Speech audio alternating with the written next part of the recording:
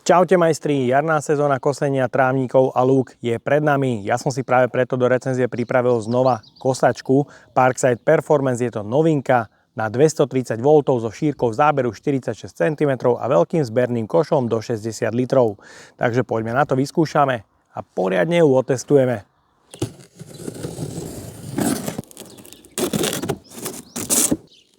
Kosačka je starostlivo zabalená tak, aby sa nič nepoškodilo v preprave. V balení nájdeme užívateľský manuál, balíček príslušenstva, ktorý si ukážeme počas montáže, pomerne veľký zberný koš s objemom 60 litrov. Na hornom veku nájdeme možnosť namontovať madlo pre jednoduchý transport a taktiež ukazovateľ stavu naplnenia zberného koša. Bočná textília je prievzdušná, zo spodu je pevné plastové veko a pre uchytenie sieťky je tu plastový prvok, ktorý sa montuje práve na kovovú konštrukciu.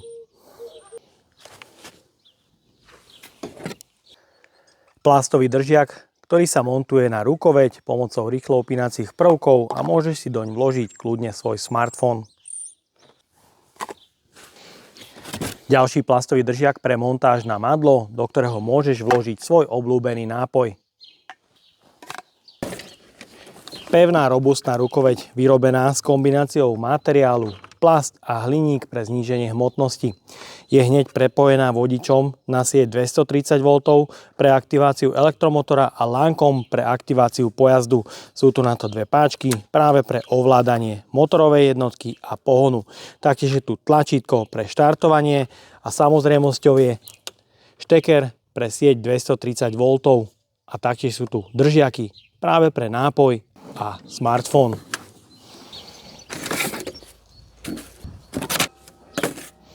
Šikovný plastový prvok pre bočné vyhadzovanie, pretože sa jedná o kosačku 3 v 1.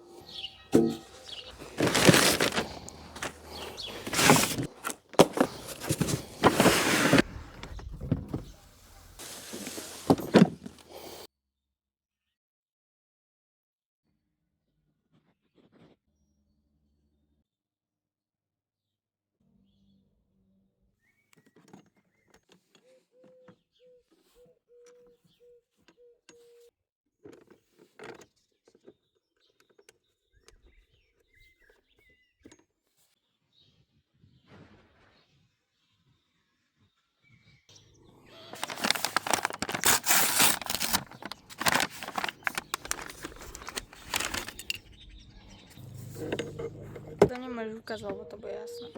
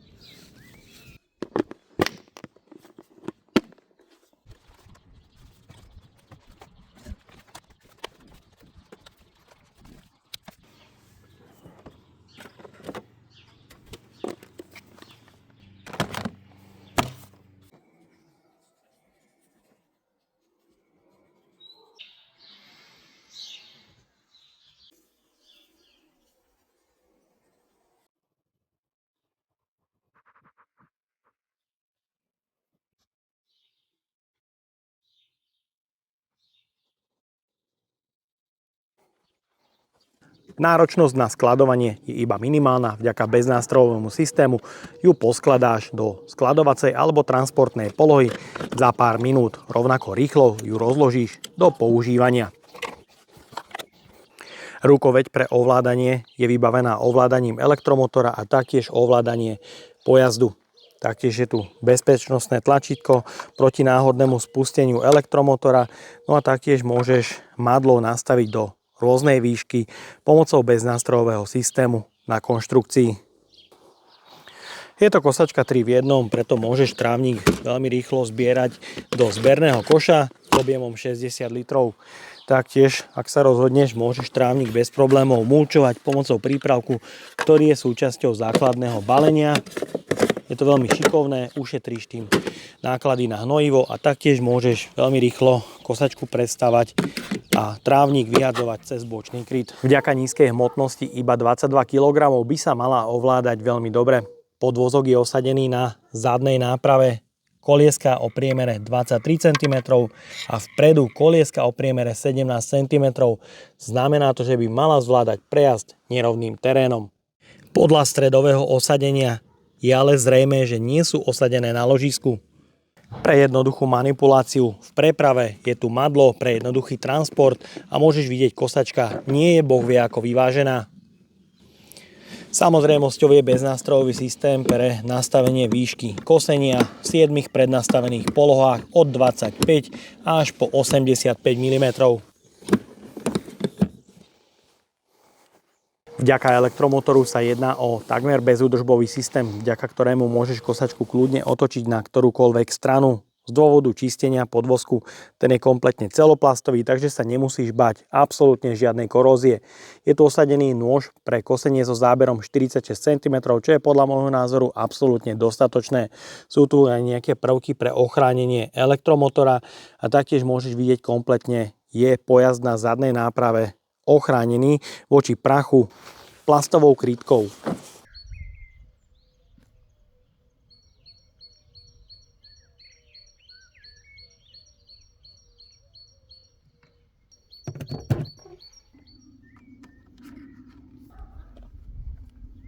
Uvedenie do prevádzky je veľmi jednoduché. Je tu bezpečnostný spínač a pojazd. Je potrebné najprv zatlačiť tlačítko.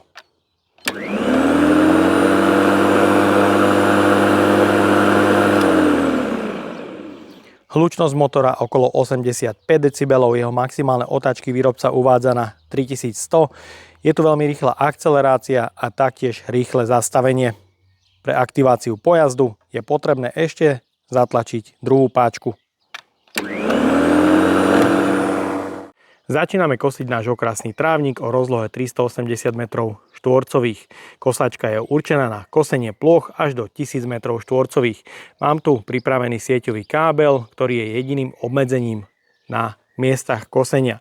Podvozok nastavím na najnižší level výšky nastavenia, čo je 25 mm a kosačka je konštrukčne pripravená na to, aby dokázala efektívne kosiť aj popri okrajoch. Takže si to vyskúšame rovno popri okrasnom múriku.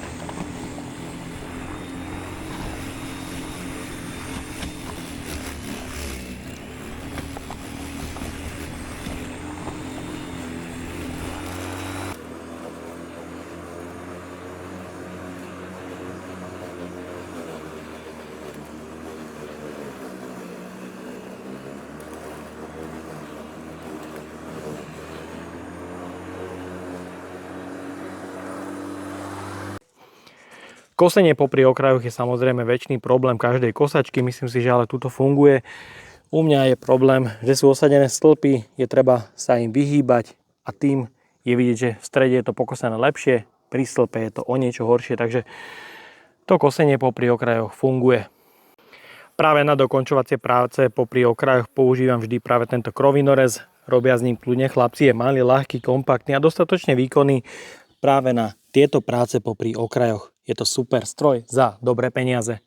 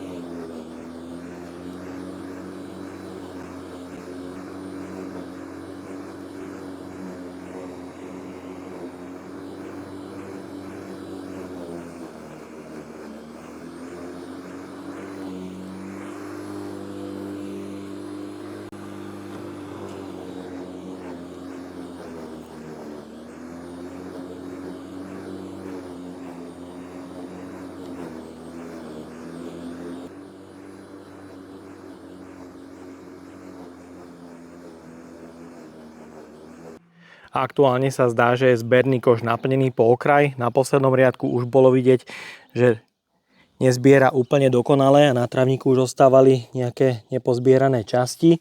Pozrieme sa teda na jeho stav naplnenia. Je vidieť, že je naplnený až po okraj. Je tu vidieť nejaké to miesto, kde by sa ešte mohla tráva dostávať, ale vysypeme si to do fúriku. No a je vidieť, že zberný koš je poriadne naplnený až po okraj. A vysypeme si to do fúriku.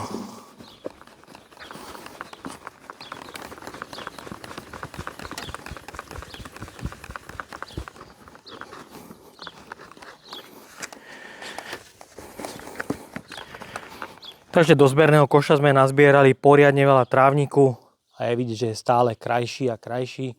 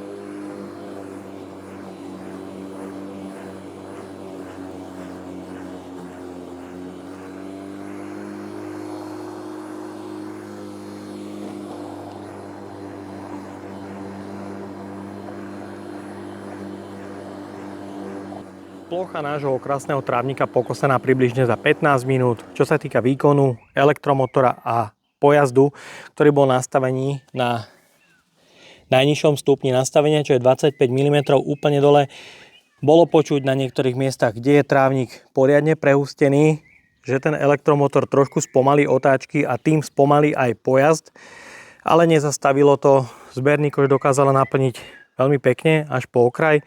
Mohol si vidieť naplnenie fúriku z jedného kosenia nášho trávnika o ploche 380 m2.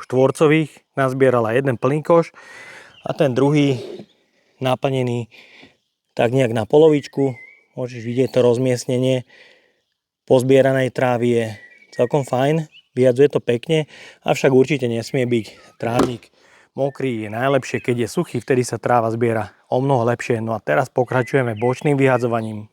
Na začiatok som nastavil výšku na 45 mm. Podvozok je pomerne slušne dole nad trávniku, takže pri mulčovaní a bočnom vyhadzovaním bude mať čo vyhadzovať. Mám tu už pripravený sieťový kábel na 230 V o dĺžke 35 metrov, čo je samozrejme jediným obmedzením.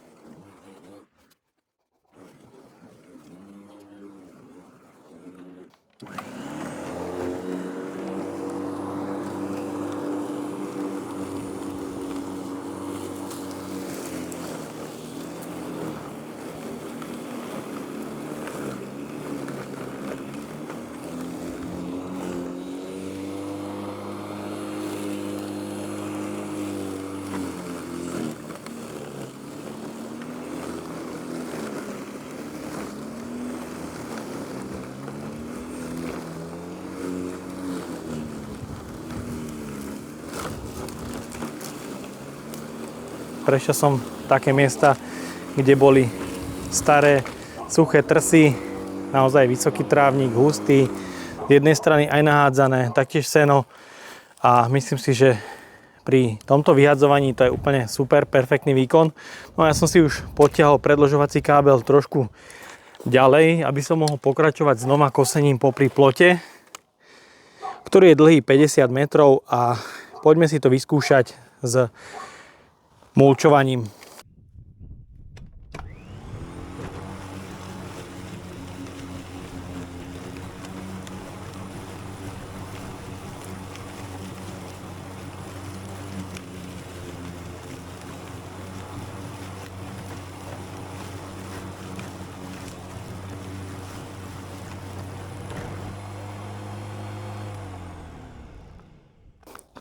Toto je najväčšie obmedzenie. Práve dĺžka sieťového káblu je najväčším obmedzením pri kosačke na 230 V. Mne to ďalej nedočiahlo, trošku som sa pozabudol a jednoducho som to trošku prehnal, natiahol. Nič sa ale nestalo, pokračujeme v práci ďalej, musím sa iba otočiť a kábel premiestniť do inej zásuvky.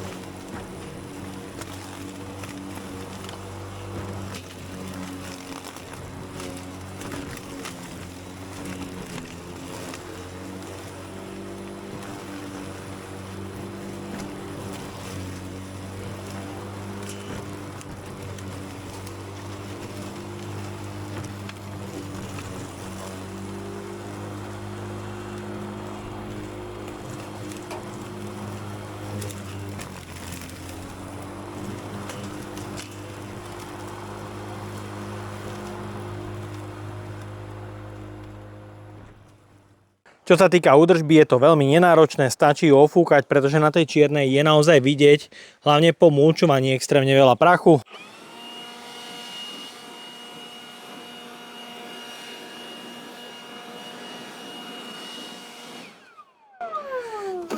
Taktiež je vidieť, že ten vyhadzovací otvor, tak nejaká tráva preniká z tej bočnej strany, hlavne nejaké silnejšie stebielka, takže určite je potrebné si to vyčistiť. Veľkou výhodou je aj údržba z podvozku, kde sa nemusíš báť kosačku vôbec otočiť. Takže môžeš vidieť po kosení, je tam trošku blata, používam na to štetec, aj keď je to z plastu, aby sa to zbytočne nepridralo. Použitie šrobováka samozrejme nemusí ublížiť, ale je to určite lepšie týmto spôsobom. Tak a máme tu záver recenzie. Odskúšal som ďalšiu kosačku z portfólia Parkside Performance, tentokrát na sieť 230 V. So šírkou záberu 46 cm má elektromotor pomerne solidný výkon. Rovnako aj s pojazdom vládze kosiť veľké porasty pomocou vyhadzovacieho otvoru alebo pomocou mulčovania, taktiež zbierať okrasný trávnik do zberného koša, dokáže ho krásne naplniť až po okraj. Je to teda pomerne výkonný stroj, skonštruovaný slušne s plastovou ľahučkou konštrukciou, ktorá sa veľmi dobre manévruje, ovláda sa veľmi jednoducho. Jedinou nevýhodou je, ako som spomínal viackrát počas recenzie, ten sieťový kábel, na ktorý som ja osobne není zvyknutý. No a taktiež chcem k tomuto povedať, že áno, kosačka je lacná, stojí 200 €, ak si dokúpiš ale sieťový kábel, možno sa dostávaš už takmer s cenou na nejakú kosačku so spaľovacím motorom, takže je to na uvážení každého používateľa, čo preferuje. Ak sa ti nechce chodiť kupovať palivo na pumpu, máš doma dostatočne dlhý sieťový kábel a na dvore rozmiestnené zásuvky, môže to dávať naozaj zmysel na kosenie okolo domu alebo záhrady. Kosačku nájdeš dole v popise pod videom na lidl.sk rovno aj so zľavovým kódom. A odo mňa je to na dnes všetko. Ak sa ti toto video páčilo, daj like, potvrď odber a zvonček alebo sa pripoj k členstvu, kde už teraz nájdeš kopec extra recenzií naviac. Ahoj.